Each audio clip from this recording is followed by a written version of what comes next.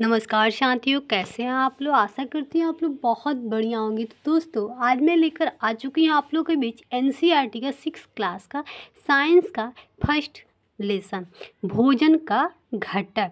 तो ठीक है, तो ये जो है जितना भी एनसीईआरटी के क्लास होगा मैं लेकर आऊँगी बारी बारी से, और पूरा वीडियो मैं आप लोग को दे दूँगी। ठीक है, तो चलिए स्टार्ट करते हैं। ठीक है, बिना देरी किए हुए। ये है भोजन का घटक। भोजन का घटक क्या होता है दोस्तों, आइए इसको हम समझते हैं। यहाँ पे दिया है कि पिछली कक्षाओं में हमने उन खाद्य पदार्थों की सूची बनाई थी जिन्हें हम खाते हैं। क्या करते हैं, हम खाते हैं। भारत में विभिन्न भागों में खाए जाने वाला भिन्न भिन्न व्यंजनों के बारे में हमने बताया था। उन्हें मानचित्र में अंकित किया गया था। क्या क्या किया गया है, आइए जानते हैं दोस्तों।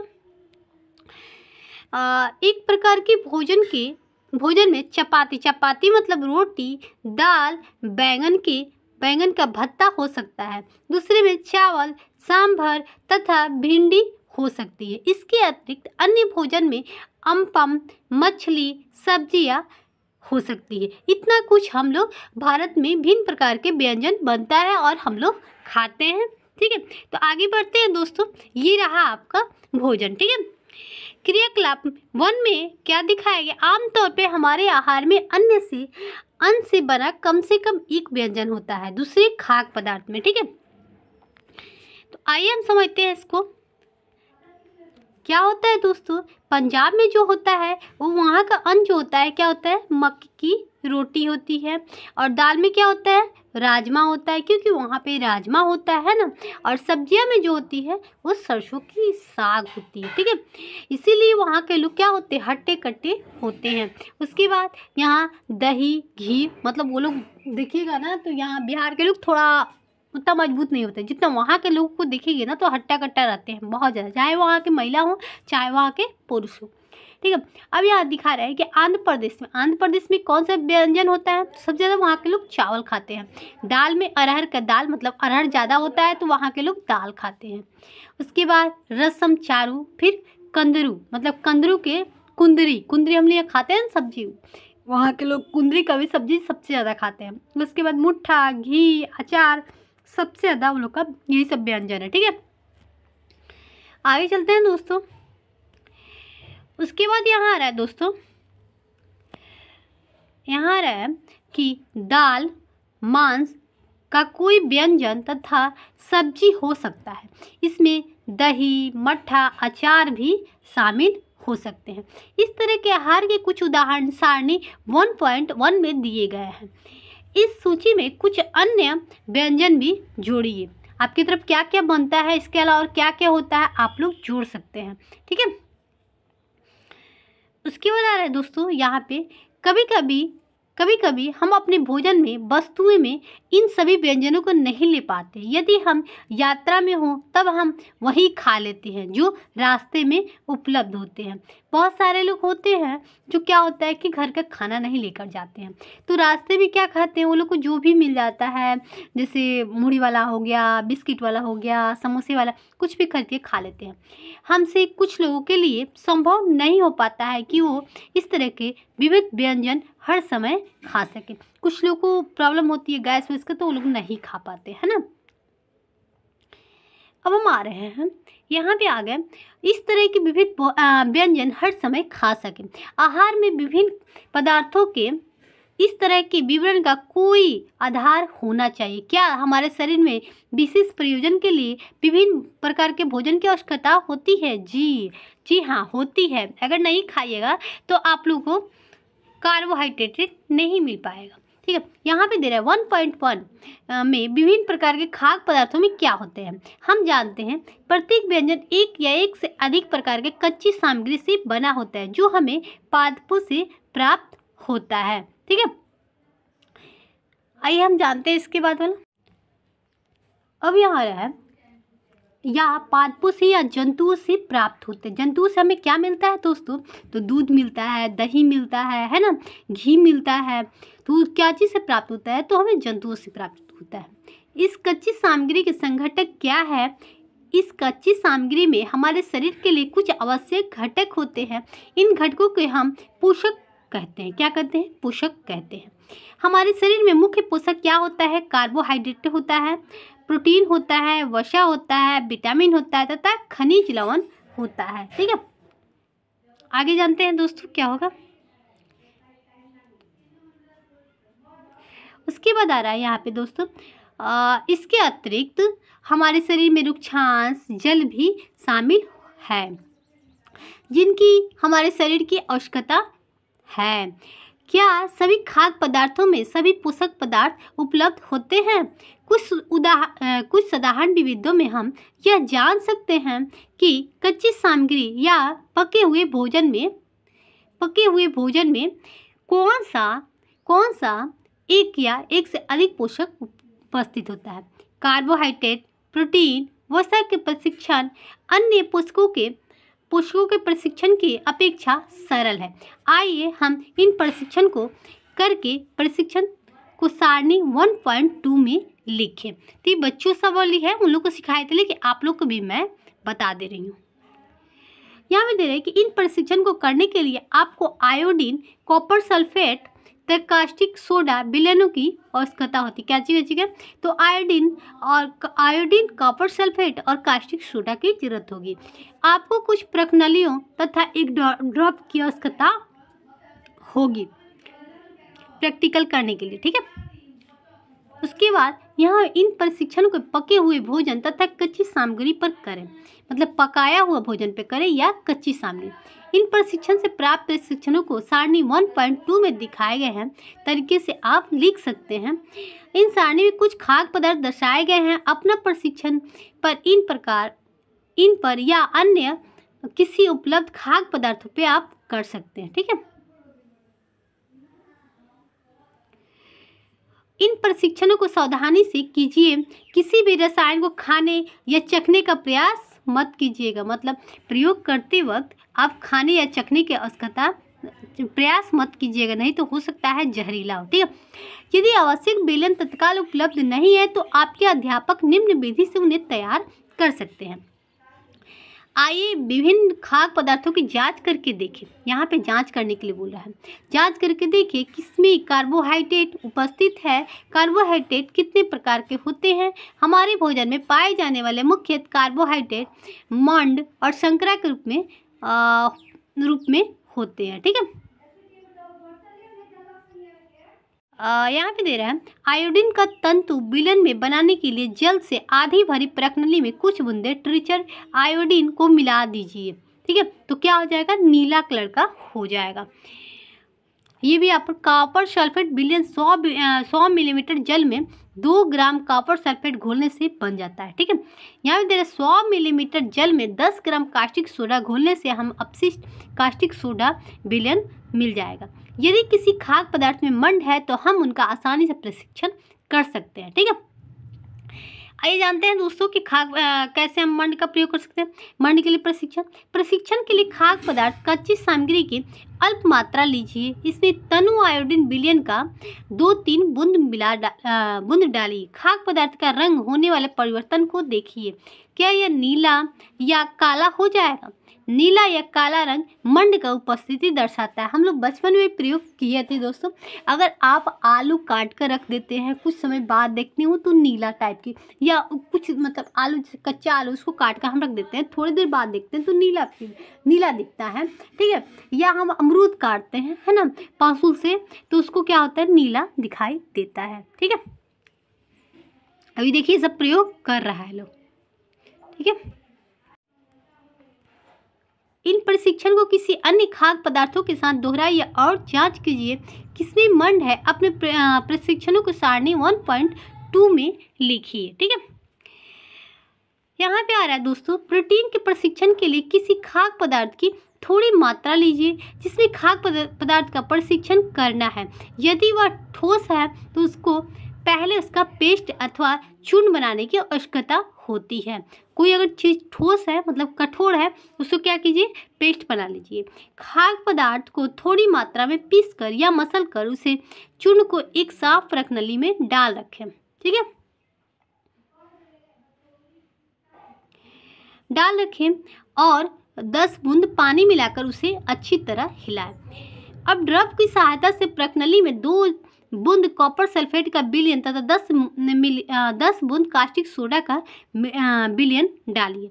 अच्छी तरह उसको क्या कीजिए, हिलाइए। कुछ देर बाद प्रकनली को रख दीजिए। क्या आपने देखा कि प्रकनली का पदार्थ कैसा हो गया दोस्तों, नीला हो जाता है। याद रखिएगा दोस्तों। आइए देखते हैं यहाँ पे मंड कैची कैची में होता है, आइए समझ लेते हैं दोस्तों। यहाँ पे देखिए मंड कैची में होगा आलू। अगर आप लोग को समझ में नहीं आ रहा है कि मंड आलू में होता है कि नहीं, तो कच्चा आलू लीजिए और उसको पैसों से काटिए। देखिए कुछ देर बाद उसमें से नीला नीला धब्बा टाइप का दिखता है।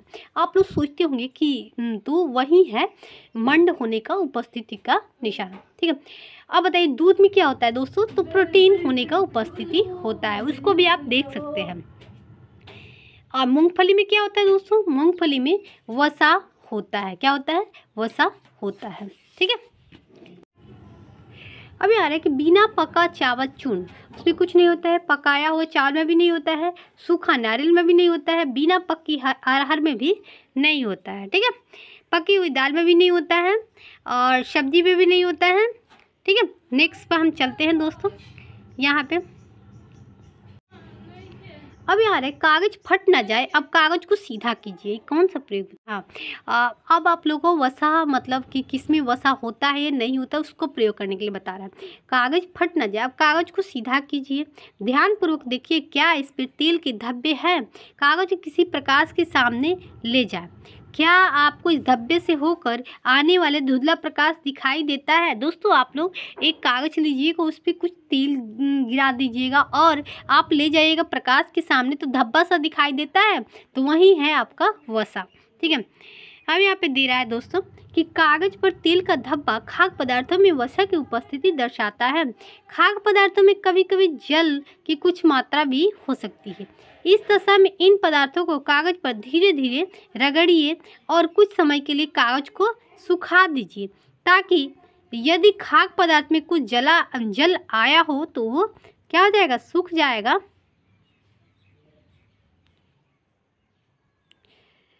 जाएगा, और जो प्रोटीन होगा वो हम लोग को क्या होगा, दिखाई देगा। इसके बाद कागज का तेल का कोई धब्बा न रहे, यह पता चलता है खाद्य पदार्थ में वसा उपस्थिति नहीं है, ठीक है। अब हम नेक्स्ट पे आ गए दोस्तों। यहाँ भी दे रहे ये प्रशिक्षण क्या दर्शाता है, क्या वसा, प्रोटीन तथा मंड उन सभी पदार्थों में उपस्थित है जिनका आपने प्रशिक्षण किया। क्या खाद्य पदार्थ में एक से अधिक पोषक तत्व उपस्थित होते हैं। क्या आपने भी कोई ऐसा खाद्य पदार्थ में पाया जिसमें इनमें से कोई पोषक तत्व उपस्थिति नहीं हो। तो कौन ऐसा पोषक तत्व जिसमें उपस्थिति नहीं होता है दोस्तों,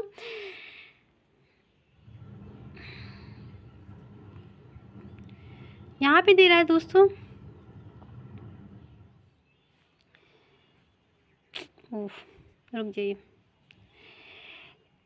यहाँ भी दे रहा है ये प्रशिक्षण क्या दर्शाते हैं, वसा, प्रोटीन, मंड उन खाद्य पदार्थों में से जिसने आपने प्रशिक्षण किया। क्या खाद्य पदार्थ में एक से अधिक पोषक तत्व मतलब अभी समझाया है दोस्तों। इसके नीचे हमने 3 पोषकों को कार्बोहाइड्रेट, प्रोटीन, वसा के लिए खाद्य पदार्थों का प्रशिक्षण किया है। विटामिन, खनिज लवण जैसे अन्य पोषक जैसे हमारे विभिन्न खाद्य पदार्थों में उपस्थित रहते हैं। इन सभी पोषक में हमें क्या आवश्यकता होती है, इन सब में, ठीक है। तो यहाँ पे दिया है विभिन्न पोषक हमारे शरीर के लिए क्या करते हैं। तो कार्बोहाइड्रेट मुख्य रूप से हमारे शरीर को ऊर्जा प्रदान करता है। अब बताइए कार्बोहाइड्रेट हम क्या चीज़ मिलता है, तो आपको रोटी में मिलता है, चावल में मिलता है ना, बहुत कुछ में मिलता है। वसा से हमें क्या मिलता है, ऊर्जा मिलता है। वास्तविकता यह है कि कार्बोहाइड्रेट की तुलना में वसा की समान मात्रा से हमें अधिक ऊर्जा प्राप्त होता है।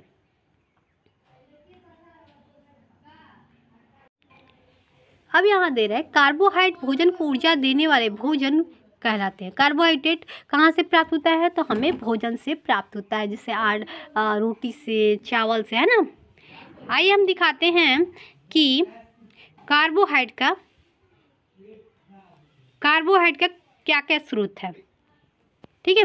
कार्बोहाइड्रेट हमें कहाँ कहाँ प्राप्त होता है।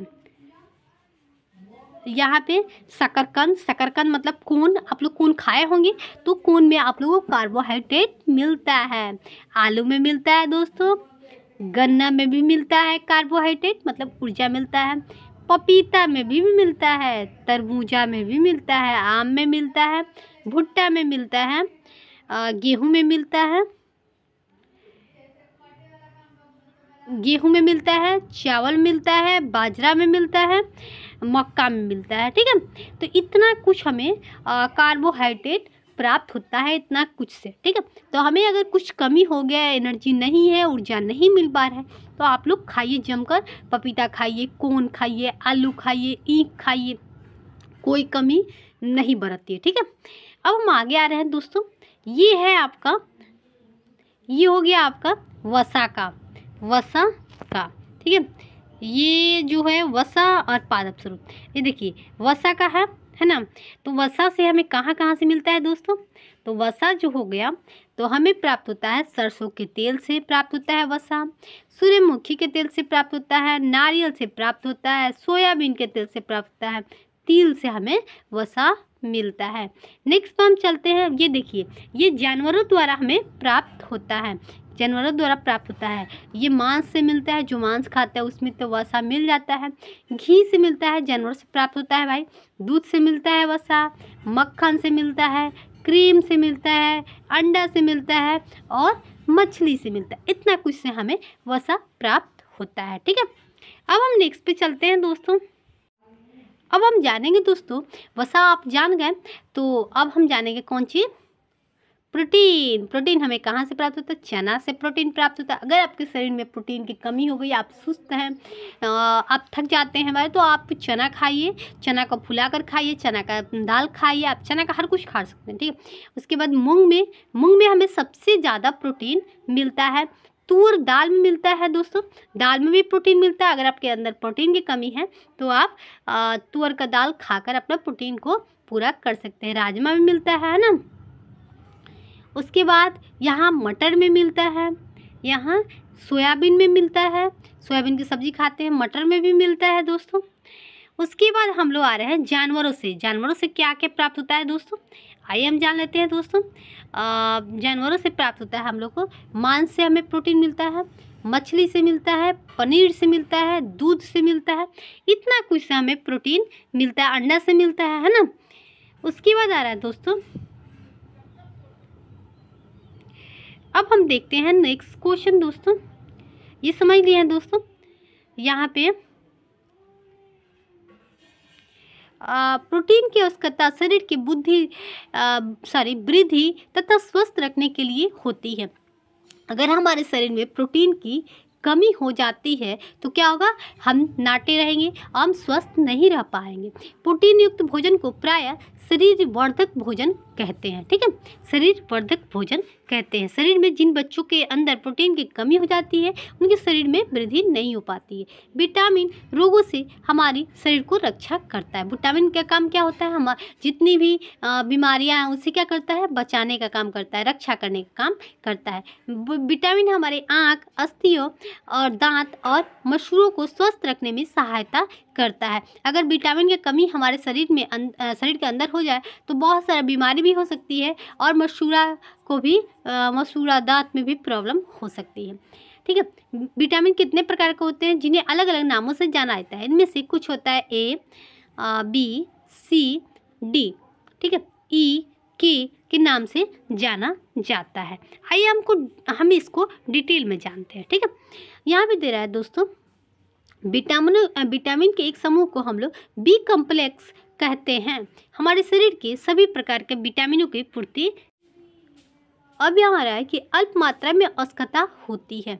विटामिन ए क्या कर देता है? हमारी त्वचा, आँखों को स्वस्थ रखने का काम करता है। विटामिन सी से बहुत से रोगों से लड़ने में हमारी मदद करता है। विटामिन डी क्या करता है? तो हमारी अस्थियों, दांतों के लिए कैल्शियम का प्रयोग करने में हमारे शरीर की सहायता करता है। ठीक है,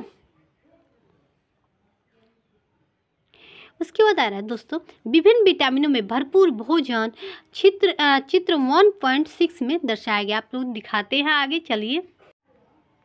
अब हम जानेंगे दोस्तों कि हमें आयोडीन कहाँ से मिलता है। आयोडीन के कुछ स्रोत, ठीक है, तो ये है अदरक, ये पालक, ये मछली आयोडीन के स्रोत है। इतना है आयोडीन के स्रोत, ठीक है।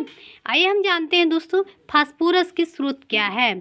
फास्फोरस के स्रोत क्या है, तो केला है, दूध है, ज्वाइन है और शायद मंगरेल है, ठीक है। लोहे का कुछ स्रोत, लोहे का क्या क्या स्रोत है दोस्तों, तो लोहे का स्रोत जो है, एक मिनट इसको थोड़ा बड़ा कर ले, शायद आप लोगों को नहीं दिखता होगा। लोहे का स्रोत क्या है दोस्तों, तो सेब है, उसके बाद ये गुआवा है, गाजर भी होना चाहिए दोस्तों, ये पालक है, ये सब क्या है दोस्तों, ये सब लोहे का मतलब आयरन मिलता है, ठीक है। कैल्शियम का स्रोत क्या है दोस्तों, तो कैल्शियम का स्रोत जो है ये दूध है, अंडा है, ठीक है, आप लोग समझते होंगे।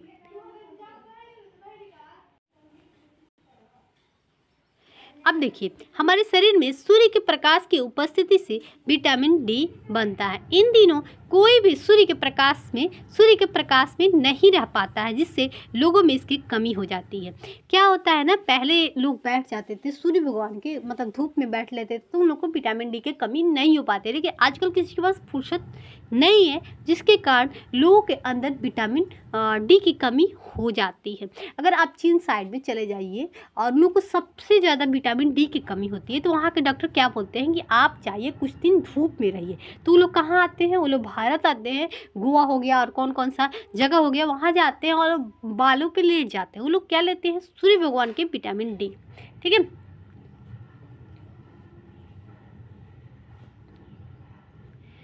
अब यहाँ आ रहा है कि हमारे शरीर में खनिज लवणों की आवश्यकता अल्प मात्रा में, मतलब खनिज लवण की आवश्यकता जो होती है अल्प मात्रा में होती है।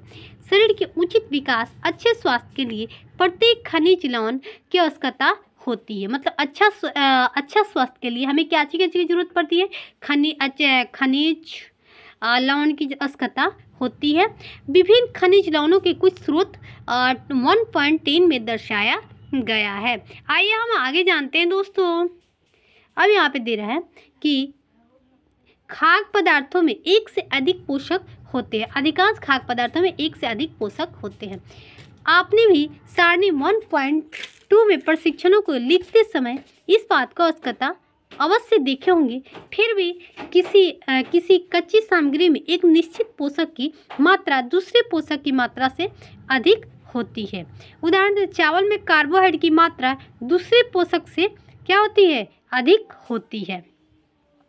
सबसे ज़्यादा लोग चावल में कार्बोहाइड्रेट होता है दोस्तों, इसलिए क्या होता है कुछ लोग मोटे हो जाते हैं, वो लोग क्या करते हैं चावल खाना छोड़ देते हैं ना, छोड़ देते हैं। तो क्या होता है चावल में सबसे कहते हैं कि हम चावल नहीं खाएंगे, चावल खाएंगे तो क्या हो जाएंगे, मोटे हो जाएंगे। इस आधार पर हम कह सकते हैं कि चावल कार्बोहाइड्रेट की समृद्ध भोजन है, ठीक है।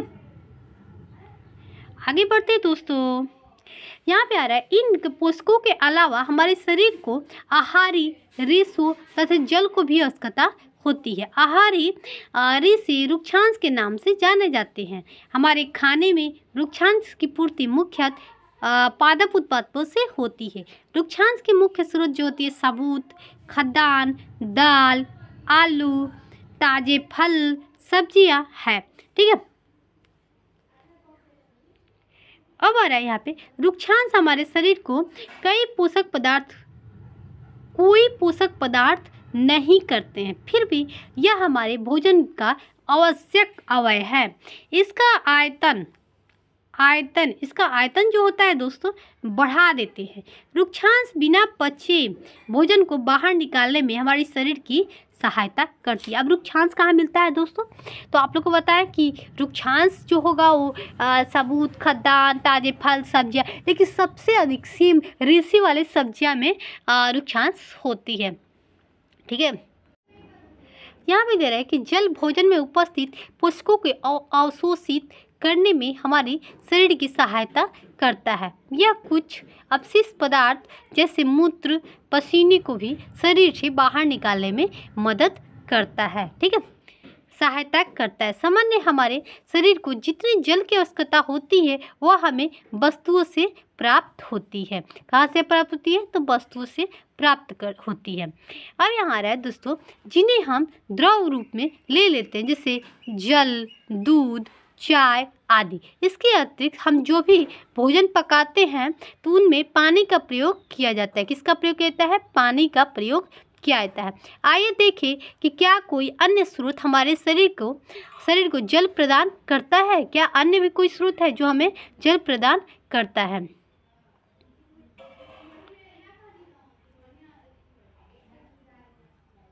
क्रियाकलाप 3 में एक टमाटर, एक नींबू जैसा कोई फल ले, इसमें छोटे छोटे हिस्से में काट ले। क्या करें? एक टमाटर लीजिए, एक नींबू लीजिए, उसको क्या करें? छोटे छोटे हिस्से में बांटिए। क्या ऐसे करते समय आपके हाथ गीले होते हैं? आप देखे होंगे गागल हो गया, नींबू हो गया, टमाटर हो गया, और कोई है जिसमें रस गिरते हैं। सब क्या होता है दोस्तों? इसमें से क्या निकलता है? आपका हाथ गीला होता है उसमें से। जब भी आपके घर में किसी फल या सब्जी को काटा, छीला, मसला जाता है तो तब ध्यानपूर्वक उसका निरीक्षण कीजिए। क्या ऐसा करते समय आपको किसी ऐसे ताज़े फल, सब्जी के बारे में पता चलता है जिसमें पानी की मात्रा नहीं होती? कौन है सब्जी है जिसमें पानी की मात्रा होती ही नहीं है? आप लोग सोच कर बताइए। तो दोस्तों यहाँ पे हम देखते हैं कि खाद्य पदार्थों में जल होता है। कुछ सीमा तक हमारे शरीर के लिए आवश्यक जल की पूर्ति इसी जल से हो जाती है ना। इसके अतिरिक्त कई खाद्य पदार्थ पे पकाते समय हम उसमें जल डालते हैं। जैसे चावल हो गया, उसमें पकाते समय हम लोग क्या करते हैं? जल डालते हैं। ठीक है। या उसके बाद क्या बोलते हैं, कुकर में जो चावल बनता है उसमें कार्बोहाइड्रेट सबसे ज़्यादा रहता है, क्योंकि उसमें से पानी नहीं निकल पाता है। उसके अलावा आप देखिए तो दाल नहीं लीजिएगा दोस्तों, कार्बोहाइड्रेट मतलब बहुत ऐसा होता है दोस्तों जिसमें हम लोग क्या होता है, सब्जी हो गया उसमें पानी डालते हैं। अब देखिए दोस्तों, संतुलित आहार क्या होता है? आइए हम जानते हैं 1.3 में। संतुलित आहार क्या होता है? सामान्य पूरे दिन में हम जो भी कुछ खाते हैं उसे हम लोग क्या करते हैं? आहार करते हैं। ठीक है। लेकिन आजकल के लोग आहार कहाँ खा रहे हैं? सुबह बिस्किट खा लिए, दोपहर में थोड़ा सा खा लिए, हो गया, उसके बाद शाम को भूजा खा ली। ये सब आहार नहीं होता है दोस्तों। वो लोग कुपोषण के शिकार होते हैं। शरीर में मतलब जो भी हो, चावल, दाल, उसके बाद मतलब टोटल लेना चाहिए। चावल हो गया, दाल हो गया, सब्जी हो गया, उसके बाद क्या बोलते हैं सलाद हो गया, मतलब ये सब लीजिए, पूरा लेकर खाइए, तभी आपके अंदर संतुलित आहार मिलेगा। हमारे शरीर की वृद्धि और अच्छे स्वास्थ्य को बनाए रखने के लिए हमें हमारे आहार में भी सभी पोषक तत्व उचित मात्रा में होना चाहिए। ठीक है। जिसके अंदर मतलब जिसके भोजन में ये सब की कमी रह जाती है। बहुत सारे बहुत सारे इलाके में आप जाइएगा जहाँ बच्चों को मतलब सही भोजन नहीं मिल पाता है। सेकंड क्या होता है, वो लोग कुपोषण का शिकार हो जाते हैं। तो इसलिए अपने बच्चों को या जो भी हो, मतलब जो भी लोग हो, उन्हें बढ़िया भोजन दें और उचित आहार जरूर लें। बाजार का, मार्केट का सामान कम ही खाएं तो अच्छा रहेगा। अब यहाँ पे दे रहा है कि सभी पोषक तत्व उचित मात्रा में होना चाहिए जिनकी हमारे शरीर की आवश्यकता होती है। कोई भी पोषक तत्व आवश्यकता से अधिक हो ना कम हो। देखिए, आवश्यकता से अधिक हो जाएगा कार्बोहाइड्रेट, प्रोटीन, वसा, तो मोटापे आ सकती है, और कम होगा तो हम लोग क्या हो जाएंगे? कुपोषण के शिकार हो जाएंगे।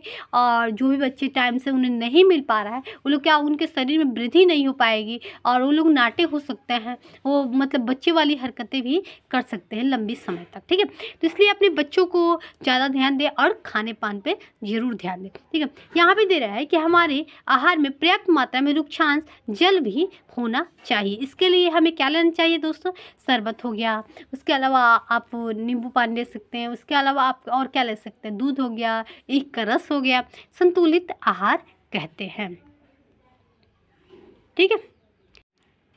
अब आ रहा है, क्या आप सोचते हैं कि प्रत्येक आयु वर्ग के लोगों को एक ही प्रकार के आहार की आवश्यकता होती है? क्या आप सोचते हैं कि बच्चों के एक ही चीज़, बड़े लोग नहीं, समय के अनुसार, एज के अनुसार लोगों की आहार जो होती है वो चेंज होना चाहिए। ठीक है। क्या आप यह सोचते हैं कि हमारे संतुलित आहार हमारे शरीर कार्य पर निर्भर करते हैं? आप कितना मेहनत करते हैं, आप कितना मतलब काम करते हैं, बच्चों को क्या भोजन मिलना चाहिए, उसी पर निर्भर होता है। मतलब कौन कितना काम करता है, काम करने के ऊपर निर्भर करता है कि किसको कितना मिलना चाहिए। एक सप्ताह की अवधि में आप जो भी खाते हैं उनका एक चार्ट तैयार कीजिए। जांच कीजिए कि प्रतिदिन जो भोजन आप करते हैं क्या उसमें सभी पोषक तत्व उपस्थित होता है। क्या आप लोग ऐसा करते हैं? लेकिन आजकल नहीं होता है। या तो अगर मतलब जिसके पास है तो वो लोग घर का खाना पसंद नहीं करते हैं। देखिए हम लोग प्रतिदिन में क्या क्या खाएंगे, दाल, मूंगफली, सोयाबीन, अंकुरित बीज, मूंग, चना, किण्वित भोजन, दक्षिणीय भोजन जैसे इडली, आटे का मिश्रण, मिस्सी रोटी, थेपला, अनाज और दालों से बना थेपला। उसके अलावा आप लोग क्या खाना है, केला, पालक, सत्तू, गुड़, उपलब्ध सब्जियां, इसी प्रकार के भोजन कई पोषक तत्व उपलब्ध कराते हैं। मतलब इतना कुछ हमें भोजन में लेना चाहिए। ठीक है, आइए आगे बढ़ते हैं दोस्तों। इसलिए कोई व्यक्ति अल्प मात्रा में संतुलित आहार खा सकता है। उचित प्रकार के भोजन करना पर्याप्त नहीं है। उचित प्रकार प्राप्त करना नहीं है, इसे उचित तरीके से पकाना भी चाहिए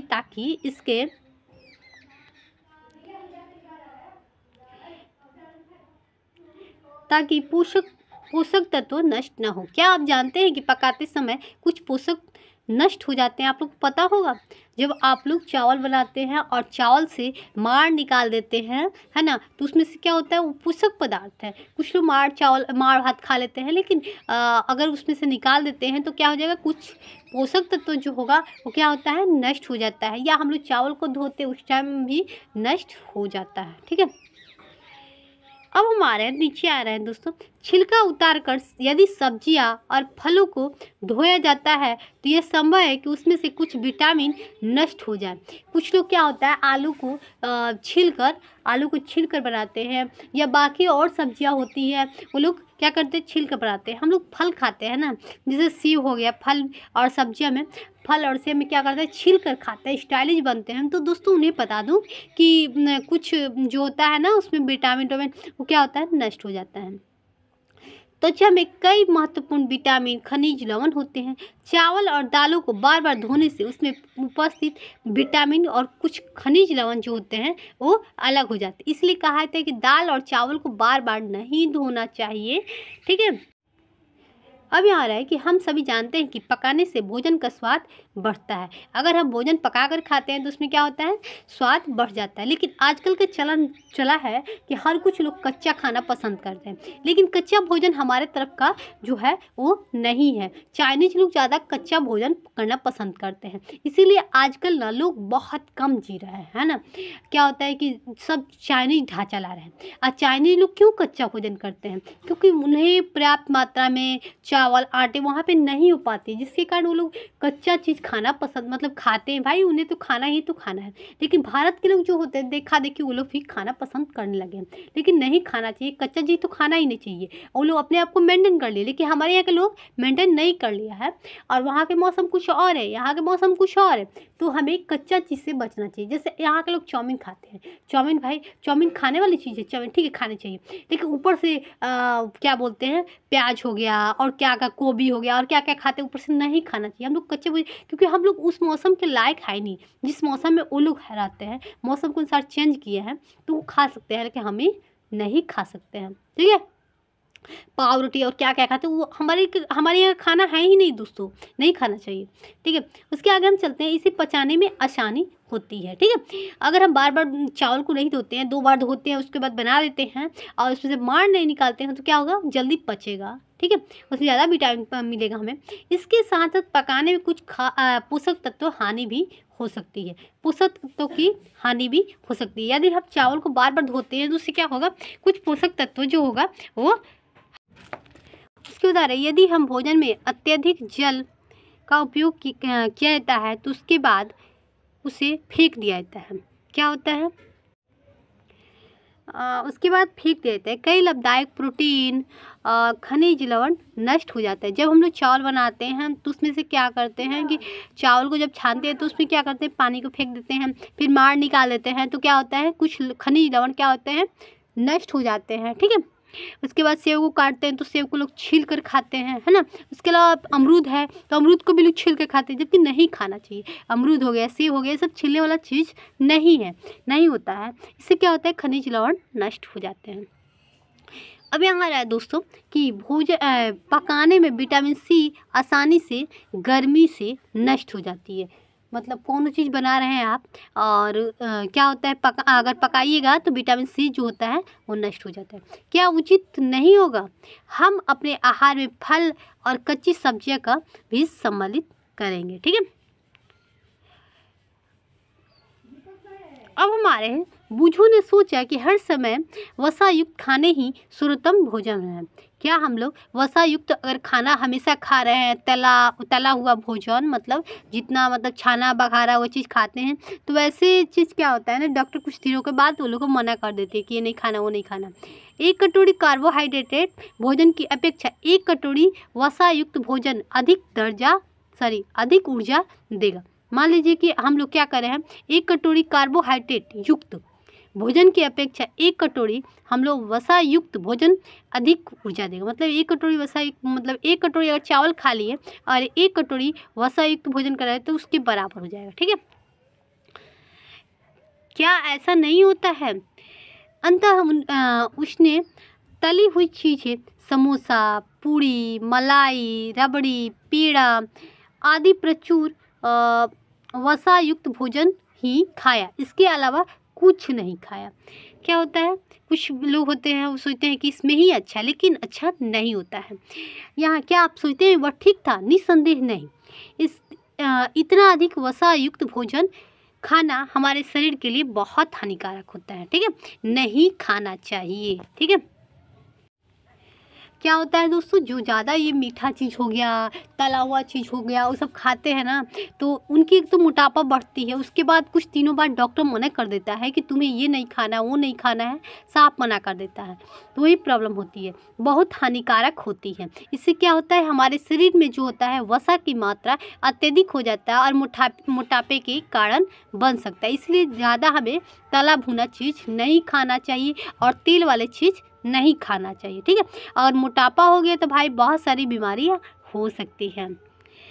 उसके बाद तो बीमारियों को बुलाना नहीं पड़ेगा, खुद से आ सकती हैं। अब आ रहा है अभाव जन्य रोग। अगर पर्याप्त मात्रा में हमें भोजन नहीं मिल पा रही, अगर हम चावल दाल ही खा कर रह जा रहे हैं, चावल दाल चोखा खा कर रह जा रहे हैं या केवल रोटी ही खा रहे हैं, तो क्या होगा ना कि हमें अगर सही से हमें भोजन नहीं मिल पा रहा है तो हम क्या करेंगे, रोग को बुलावा कर लेंगे। मतलब हमारे शरीर में अनेक तरह के रोग भी हो सकता है, ठीक है। हमारे शरीर की वृद्धि जो होगी वो रुक जाएगी, नाटे हो जाएंगे बच्चे। तो बच्चों को पर्याप्त मात्रा में भोजन देना चाहिए, ठीक है। तो यहाँ पे क्या कर रहा है दोस्तों कि एक व्यक्ति खाने के लिए पर्याप्त भोजन पा रहा है, लेकिन कभी कभी उनके भोजन में किसी विशेष पोषक की कमी हो जाती है। यदि यह कमी लंबी अवधि तक रहती है तो वह व्यक्ति उसके अभाव से ग्रसित हो सकता है। यदि कोई व्यक्ति खाना खा रहा है, उसको नमक नहीं मिल रहा है, तो क्या हो जाएगा, उसको घेंघा रोग हो सकता है। लेकिन नमक भी हमारे शरीर के लिए बहुत ज़रूरी है। यदि कोई व्यक्ति मतलब भोजन कर रहा है, उसे क्या नहीं मिल रहा है, प्रोटीन नहीं मिल रहा है या वसा नहीं मिल रहा है, तो क्या होगा, पतले हो जाएगा, उसके शरीर की वृद्धि जो होगी वो रुक जाएगी। इसलिए अपने बच्चों को बढ़िया भोजन दे और जितना भी ज़रूरत हो, ठीक है। एक या एक से अधिक पोषक तत्व यहाँ भी दे रहा है। एक या एक से अधिक पोषक तत्वों का अभाव हमारे शरीर में रोग और विकृतियाँ उत्पन्न कर सकती है। मतलब जब हमारे शरीर में मतलब विटामिन हो गया, किसी चीज़ की कमी हुआ, प्रोटीन या वसा की कमी हुआ, तो क्या होगा, हमारे शरीर में अनेक तरह के रोग हो सकता है। वे रोग जो लंबी अवधि तक पोषकों के अभाव के कारण बनते हैं, जिन्हें अभाव जन्य रोग कहते हैं, ठीक है। यदि कोई व्यक्ति अपने भोजन में पर्याप्त प्रोटीन नहीं ले रहा है तो उसे कुछ रोग हो सकते हैं, जैसे वृद्धि का अवरोध होना, चेहरे पर सूजन होना, बालों का रंग का उड़ना। मतलब कोई व्यक्ति है जो क्या कर रहा है, प्रोटीन नहीं ले रहा है। प्रोटीन हमें कहाँ से मिलता है, दाल से मिलती है। और प्रोटीन कहाँ से, बहुत कुछ से मिलता है, सोयाबीन से हो गया, उसके बाद मूंग से मिल गया, है ना। तो बहुत चीज़ से मिलता है। अगर हम नहीं ले पा रहे हैं तो क्या होगा, जो हम बच्चों को, मतलब मान लीजिए हम लोग बड़े हो गए, है ना, जो हम लोग को भी हानि हो सकता है। बच्चे हैं उनकी वृद्धि रुक जाएगी, जो बड़े हैं उनके चेहरे पर जो ग्लोइंग आता है वो क्या हो जाएगा, झुर्रियाँ पड़ जाएगी, बालों की जो रंग होगा वो उड़ जाएगा, ठीक है, प्रोटीन की कमी होगी तो। त्वचा की बीमारी और पेचिश भी हो सकती है। जिसके अंदर प्रोटीन की कमी हो गई ना, उसकी त्वचा की बीमारी हमेशा उन्हें पड़ी रहती है। कभी खाज, खुजली, हगोइनी, ये सब रहता है और सालों साल तक चलता है। लेकिन डॉक्टर सही चीज़ नहीं बताते हैं कि क्यों हुआ है, कैसे पूरा होगा, है ना। और पेचिस मतलब अगर प्रोटीन नहीं है आपके, अगर लीवर सही नहीं है तो आपको बार बार पेचिस जैसा बीमारी हो सकता है ना। अब आ रहा है दोस्तों, यदि प्रोटीन कार्बोहाइड्रेट दोनों किसी व्यक्ति के आहार से एक लंबे समय तक अनुपस्थित रहे तो उनकी वृद्धि पूरी तरह अवरुद्ध हो जाएगी। मान लीजिए कोई व्यक्ति है या कोई बच्चा है या कोई बुजुर्ग है, उसे लंबे समय तक अगर आप प्रोटीन और कार्बोहाइड्रेट नहीं दे रहे हैं तो ना ही उन्हें ऊर्जा मिलेगा, ना ही उन्हें प्रोटीन मिलेगा, तो न चल पाएंगे, न दौड़ पाएंगे, वो सुस्त पड़ जाएंगे और उनकी शरीर की वृद्धि जो होगी अवरुद्ध हो जाएगी, ठीक है। उन्हें बहुत दुबले पतले हो जाएंगे, ठीक है, और इतना दुबले हो जाएंगे कि चलने में भी असमर्थ हो जाएंगे। मतलब उन्हें दोनों की बहुत आवश्यकता होती है ना। अब आ रहे हैं हम नेक्स्ट पे दोस्तों, विभिन्न प्रोटीन खनिज लवण के अभाव में विभिन्न रोग विकृतियां उत्पन्न हो सकती है। इनमें से कुछ सारणी 1.3 में दिखाए गए हैं, ठीक है। उसके बाद आ रहा है दोस्तों, सभी अभावजन्य रोगों को रोकथाम संतुलित आहार से लेने से की जा सकती है, ठीक है। इस अध्याय में हमने स्वयं से जानने की कोशिश की कि विभिन्न क्षेत्रों में भोजन में इतनी अधिक विविधता होते हुए आहार में पोषक तत्वों के वितरण सामान्य है, ठीक है। उसके बाद यह वितरण हमारे भोजन में आवश्यक पोषक तत्वों की अनुपस्थिति सुनिश्चित करता है, ठीक है। अब यहाँ आ रहा है विटामिन ए। विटामिन ए की कमी से कौन सी बीमारी होती है, तो रतौंधी हो जाती है, क्षीणता, दृष्टिहीन, मतलब आँखों से दिखना बंद हो जाएगा। रात अगर जैसे ही होगा आपके आँख से दिखना बंद हो जाएगा। और क्यों होगा, तो आपके शरीर के अंदर विटामिन ए की कमी हो जाएगी, इसीलिए विटामिन ए की कमी हो जाएगी तो आपको रतौंधी रोग हो जाएगा। मतलब क्या होगा, रात में दिखाई नहीं देगा। इसके लिए हमें अपने भोजन में पर्याप्त मात्रा से गाजर और क्या पालक, ये सब हरा चीज़ लेना चाहिए, ठीक है। अब आ रहा है हम लोग विटामिन 1 की कमी से कौन सी बीमारी होती है। बेरी दुर्बल पेशियाँ, काम करने की ऊर्जा में कमी, ठीक है। विटामिन ए भी लेना चाहिए, हमारे शरीर में होना भी चाहिए, ठीक है। अब हम आ रहे हैं विटामिन सी। विटामिन सी की कमी से कौन सी बीमारी होती है, तो स्कर्वी भी होती है। इससे अगर कमी हो गया ना तो मसूड़ा से खून निकलना, घाव बढ़ने में अधिक समय लगना, ठीक है। तो इसीलिए सारे विटामिन हमारे शरीर में होना चाहिए और लेना भी चाहिए। विटामिन डी की कमी से कौन होती है, तो रिकेटस होती है, अस्थियों को मुलायम होकर मुड़ जाना। कुछ लोग क्या होता है ना, विटामिन डी की कमी जब हो जाती है, सूर्य का प्रकाश नहीं मिल पाता है, उन्हें कैल्शियम नहीं मिल पाती है, तो क्या होता है, उनकी अस्थियाँ जो होती है वो मुड़ जाती है ना, उनका हाथ काम करना बंद कर देता है, ठीक है। अब हमारे नेक्स्ट पर कैल्शियम। कैल्शियम क्या होता है, अस्थियाँ और दंत क्षय।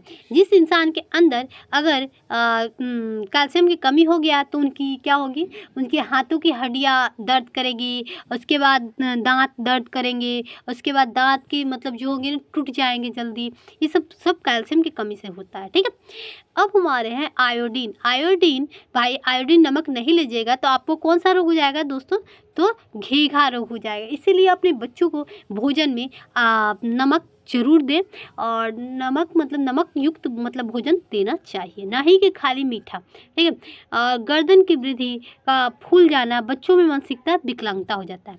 अब आ रहा है लोहे की कमी से कौन सी बीमारी होती है, तो एनीमिया यानी कमजोरी हो जाता है, ठीक है। अब हम नेक्स्ट पे चलते हैं। दोस्तों, तो आज हमारा एनसीईआरटी 6 क्लास का विज्ञान का पहला क्लास कंप्लीट होता है। तो मैं दूसरे क्लास जल्दी लेकर आऊँगी, क्योंकि सारे सब्जेक्ट भी पढ़ाना है। तो मैं कल फिर दूसरा क्लास लेकर आऊँगी। तब तक बने रहिएगा हमारे साथ, ऐसे ही हमारे वीडियो देखते रहिएगा। धन्यवाद दोस्तों।